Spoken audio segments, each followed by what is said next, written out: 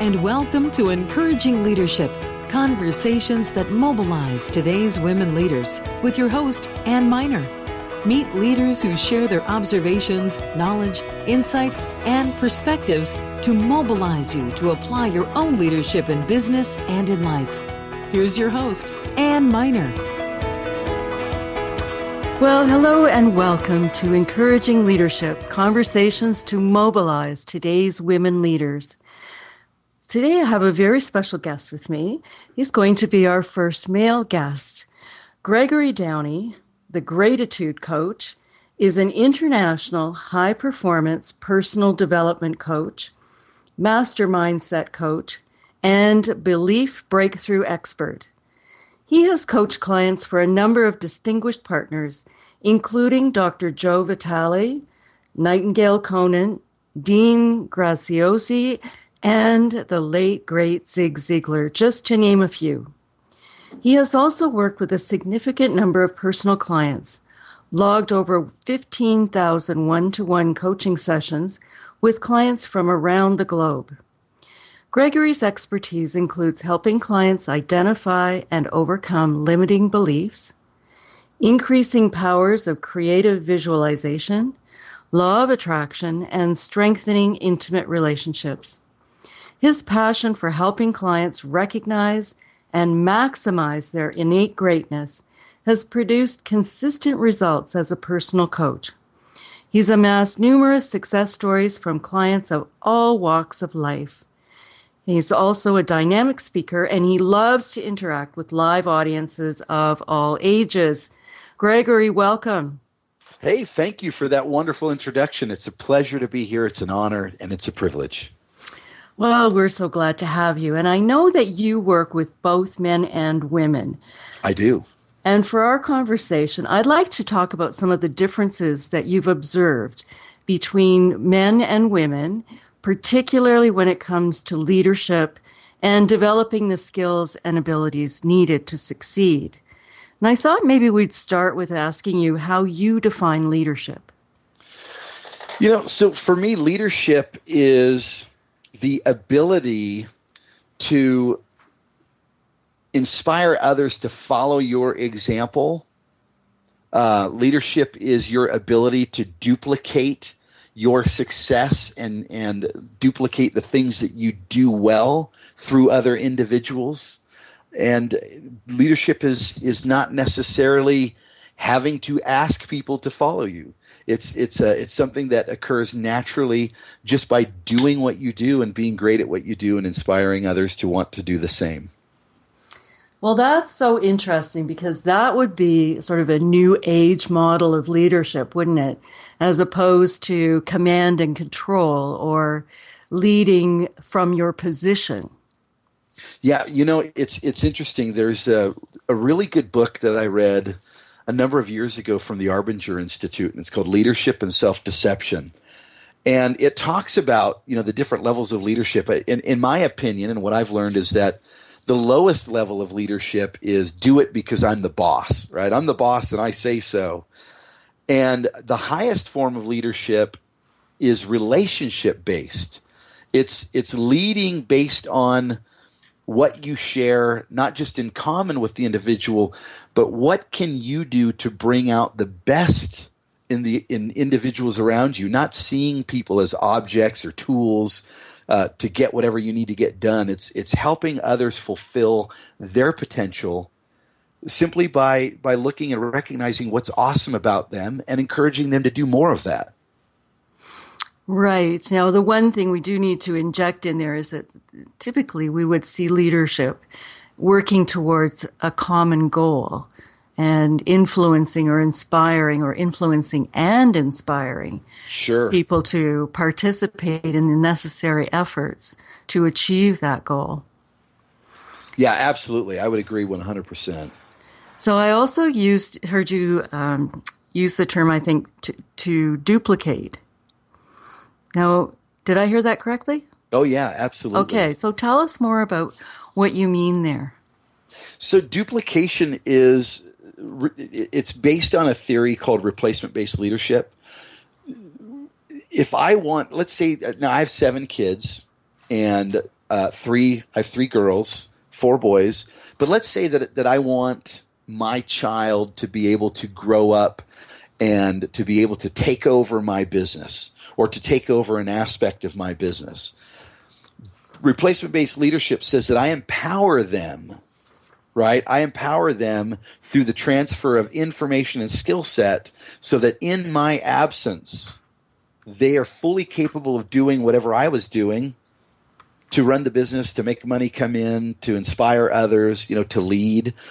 Sometimes you see it, in family-owned businesses. Sometimes you see it in other situations where maybe somebody, finds somebody that's going to be their successor in a corporation or a company. Right. But replacement-based leadership, duplication, is the ability to help a person assume your role in your absence. And so if I was the CEO and I was planning to retire, I would want to be able to transfer all of my skill set and even, maybe my decision-making skills to the person that is slated to replace me. Right. And that applies even when you're not looking for succession. But when you want your team members or your tribe to be able to function in your absence, period, even if all you are is out for lunch. That's right. So they are confident that they can make a decision within the parameters that you would apply. It's interesting because as a parent, you often hear other parents say, well, I just want my kids to achieve more than I did.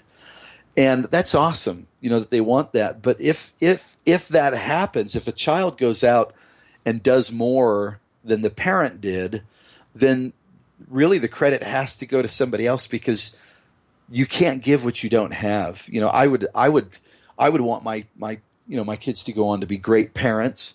And so there's a replacement-based leadership factor there. Mm-hmm. What am I teaching my kids that I would want them to know that would help them to be great parents? And so you see it inside business, outside business, in relationships. There are just lots of areas where replacement-based leadership or duplication is a factor of leadership, right?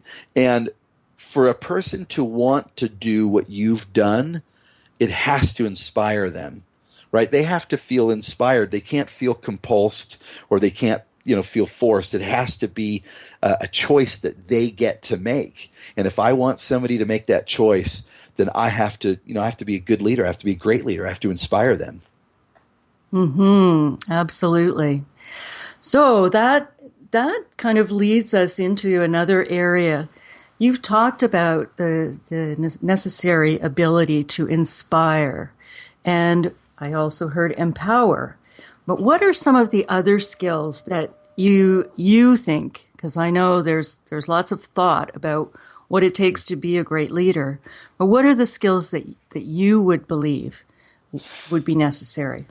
The first and foremost, and I tell every student that I work with, if I don't teach you anything or if you don't learn anything working with me other than the ability to get clear of limiting beliefs, then it will be enough. And that's the biggest thing, helping people identify what are their limiting beliefs, what are their subconscious blocks, how's it affecting them, right? Limiting beliefs lead to something called counterintention. And that's where we act in a way that's counter to what we'd really want to have. Maybe my desire is to release 30 pounds, but I'm not drinking enough water, right? I'm not going to the gym. I'm not doing things that would support that desire. Well, maybe I have a belief that there's a genetic factor that's leading to holding on to that extra weight. And if I believe that, and there's an emotional attachment, the likelihood is that I'm going to act according to what I believe about what I want, not necessarily acting according to what I want. And so the most important thing that I could share with anybody is how to identify and overcome limiting beliefs so we eliminate things like counterintention and self-sabotage. Right. And we do know that this is an issue, particularly for women in leadership, that they're holding themselves back, that they have certainly limiting beliefs about what's possible for themselves, where they can go, what their potential might be. And I'm wondering if you've observed differences between men and women that you've been coaching when it comes to limiting beliefs. Absolutely. I'll tell you, I just did a conference call recently about money fears. Not necessarily, all the various limiting beliefs about money, but fears around money. As I researched that topic, it's interesting that most of the information that's available that deal with money fears, it's directed toward women. And I thought that was really interesting. It was really surprising. In fact, it caught me off guard. And I still don't, I think I have an inkling into why that may be because, in Western culture, for years, our society said that, that men go out and they're the breadwinners and women stay at home. But what we're seeing is that our society is becoming, much more diversified, and women are empowered to, go out and to accomplish great things, to have a career. And so, interestingly enough, after seeing that information, it confirmed a lot of what I was seeing with my clients is that, that women tend to have fears around not just money, but around money-making activities and a lot of, am I smart enough? Am I good enough? Do I deserve it? Am I worthy? And so if you were to look at the numbers, I think women tend to have more worthiness issues than men do. Well, certainly there's research that supports that, both from the perspective of money, that we know that women are far less likely to negotiate their compensation package than men are. And that would contribute to women earning less than men. Certainly from an entry-level position, you're going to advance from where you start, and typically on a percentage basis. So there's a starting gap. Yeah. Well, they call it the good girl syndrome. And the good girl syndrome says that if I go ask for an increase in my compensation, that I may lose my job, right? That I should just be glad that I have a job. I should just accept, whatever it is that they're willing to give me.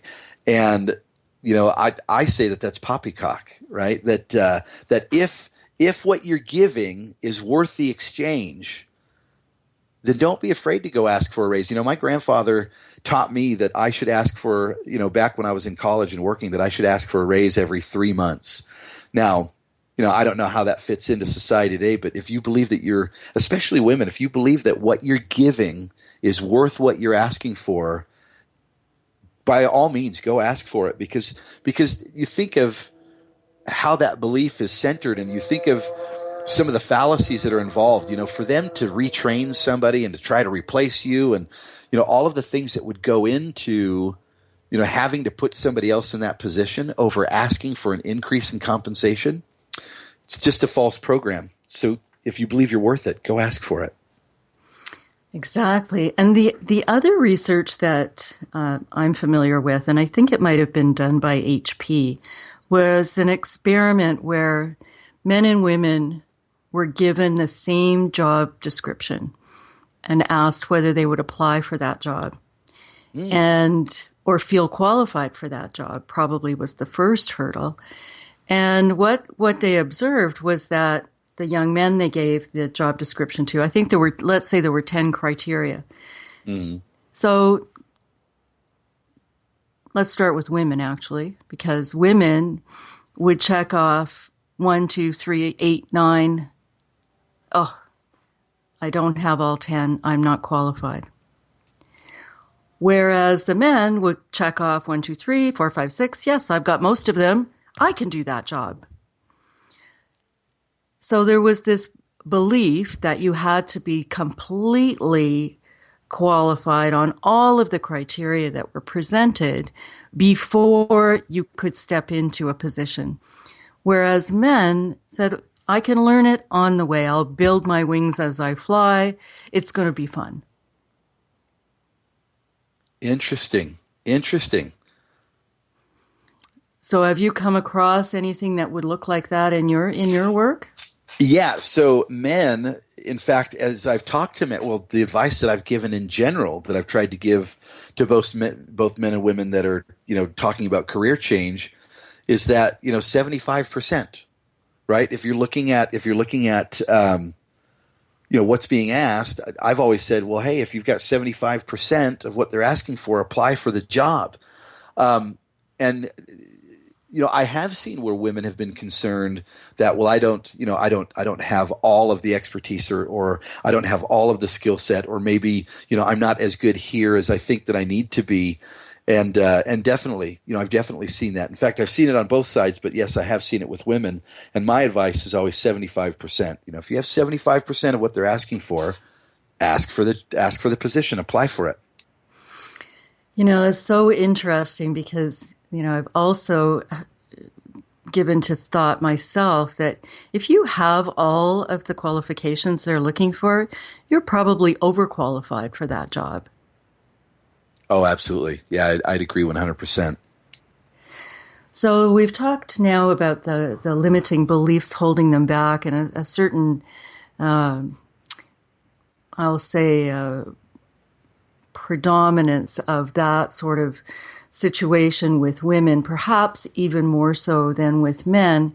What other differences have you observed? If I earn more than my husband, I'm going to make him feel bad. Oh my goodness. Oh yeah, that's a biggie. That's one that I come across more often than you would believe. If I earn more than my husband, I'm going to make him feel bad. I'm going to hurt his ego. I'm going to make him feel like he's less than. And I've had lots of students who've lived in patterns of dummying up because they don't want to make their husband feel bad. They want to protect his ego. That's so interesting. Mm-hmm. I can speak for myself because, I come from that era that grew out of command and control and into the new way of leading. And in fact, I too, we model what we're taught. Mm-hmm. So when you talk about replacement or duplication of yourself, we were taught, my generation was taught the command and control approach. You had to have the position title in order to really have the credibility to persuade people to, work together towards a common goal. Sure. And I can tell you that I also had anxiety about earning more than my husband, but I solved that very easily by just agreeing on how much would be contributed to our joint account. And it wasn't any of his business, the difference between that and what I was earning. Well, I'll tell you another big one is, and this is an interesting one, is if I'm not getting paid for my contributions, then they're not real. If I'm not getting paid for my contributions, then they're not real. I'm not sure I understand that. How do you reconcile that with volunteering? Yeah, well, so think about this. So let's say that you have volunteered. And let's say that you've gotten a lot of experience volunteering, and it comes time to put that on a resume, right? The fear is, well, I didn't get paid for that, so it's not real work experience, right? It's not going to be looked at as valuable experience. Oh, I see. That's right. If I didn't get paid, it's not real. That's a real belief that exists. That's a concern. Because as you move into, advance in your career and in your life experience, there's such a need for volunteers to engage with service organizations and not-for-profit and charitable and others. And before you can do a great job in those roles, you have to have experience. And it's volunteer experience. Yeah, absolutely. I agree. And, it's interesting. That actually came up in a conversation that I had, with the student. And the concern was, well, if anything ever happened to my husband, what would I do? How would I be able to replace his income? And so we sat down, we started indexing and, listening. Well, what have you done? What experience do you have? And that was her big concern was, well, a lot of these things I didn't get paid for. And so she didn't feel like she could actually put it on a resume. And to me, that was very interesting because, it comes down to the way that I look at education, right? There's education, both formal and informal, but it's education nonetheless, right? Just because I didn't, go to Harvard, it doesn't mean that what I learned, through, maybe a book like Rich Dad, Poor Dad isn't Harvard level or, it's probably better than Harvard level information. And so, and I could say that there was a time when I didn't see my self-directed education as being worth as much on a resume as my formal education. Now, I've long since overcome that belief, but that is a belief that if I didn't get paid for the experience, or if I didn't pay for the education, that it's not real, that it's not valuable. So that would be one of the messages we want our listeners to take away, is the value of whether it's volunteer work or unpaid work in the form of being the chief operating officer of a household. Absolutely. These experiences are all valuable, and I too have had conversations with women returning to work after they've been home with their children and thinking that, I have nothing that's current. And, they have volunteer work at the school. Maybe they were on the parent-teacher council. Maybe they organized a play date or took kids on outings. All of those experiences can be translated into what are transferable skills. Mm-hmm. And if you managed a household budget, you can manage a budget. Oh, absolutely. Probably better than the next person. And if you organize the school play date or the track and field meet or the Christmas party, you are an event manager. Absolutely. And if you worked on the school newsletter or the yearbook, you have writing skills and editorial skills. So these are things that I encourage women to think of their experience, paid or unpaid, as applicable experience. Well, nowadays, career training looks different than it probably did 15 or 20 years ago. Especially here in the States with the economic challenges that we've been facing since, 2007, 2008, 2009, there have been situations where, families have had to go to two earning households. And I actually went through a career training because I wanted to see what it was all about. It was something that I wanted to have in my pocket as a resource for students and clients. And one of the things that they emphasized was exactly what you just said. What have you been doing, and how does that translate to what is being asked of, in the jobs? Yeah, maybe the job that you're doing is, running the front desk, at a doctor's office, but maybe you volunteered at a summer camp where you ran the check-in. The check-in table, right? Maybe you helped organize individuals into teams at that summer camp. Maybe you were the person that was, the team leader over all of the over all the mentors and the individuals that are the group leaders, right? How does that translate into what you would be doing as in a doctor's office? There's something now that's called a care coordinator. That person takes that patient when they come in and says, "Oh, well, this person's schedule is available. We're going to place you with them to get your, to get your fillings done." Mm-hmm. I mean, I can see how, lots of different volunteer type things would translate easily into that position. And so that's one of the things that I tell, women that I'm working with is look at what you've actually done, right? Don't look at the title, but look at what the function was. And then take that function and ask yourself, how does that translate into what would be done in that position, right? Especially if it's something that's leadership based, because I'll tell you, there are a lot of jobs, there are a lot of career positions that even though they teach you skills to perform the job itself, they don't necessarily teach you the skills to be a leader and to successfully work with people. And just as you said, I've seen more leadership experience come out of volunteer opportunities than most of the jobs that I've seen people have. So great point. Well, one other thing, if we're talking about women who have been at home with their children, or even if you haven't been at home with your children, how strong do your communication skills have to be in order to get your family all rounded up and headed in the same direction? Mm. Oh, Right? yeah. And your Yeah. organizational skills.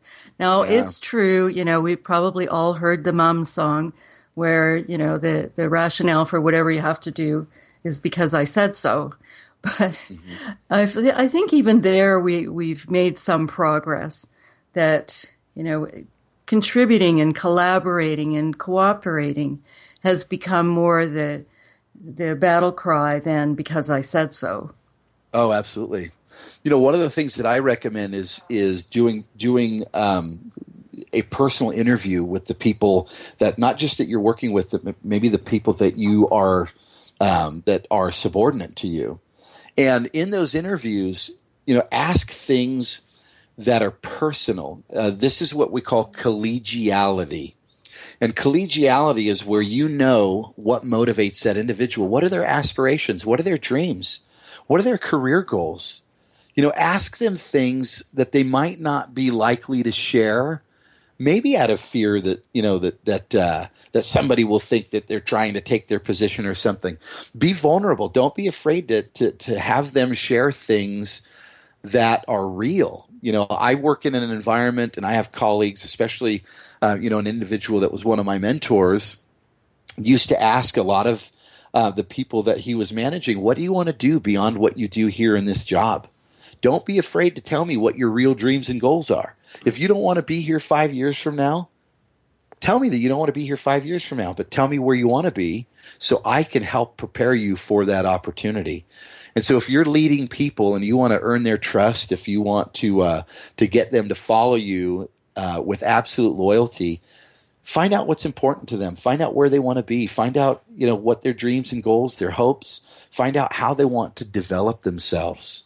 And then look for the ways that you're able to help them do that. I call it cookies and cream. It's love and service. If you're willing to get to know them, then every conversation that you have should end with, hey, by the way, I know that this is really important to you. Let me know how I can help you with that this week. What can I do this week to help you take a step closer to that goal? And you'll be the best leader that any company's ever seen, or any organization for that matter. Well, that's just fabulous advice, Gregory. Now we are coming to the end of our time together. It just flew by, but I don't want us to wrap up without giving you an opportunity to tell our listeners how they can connect with you.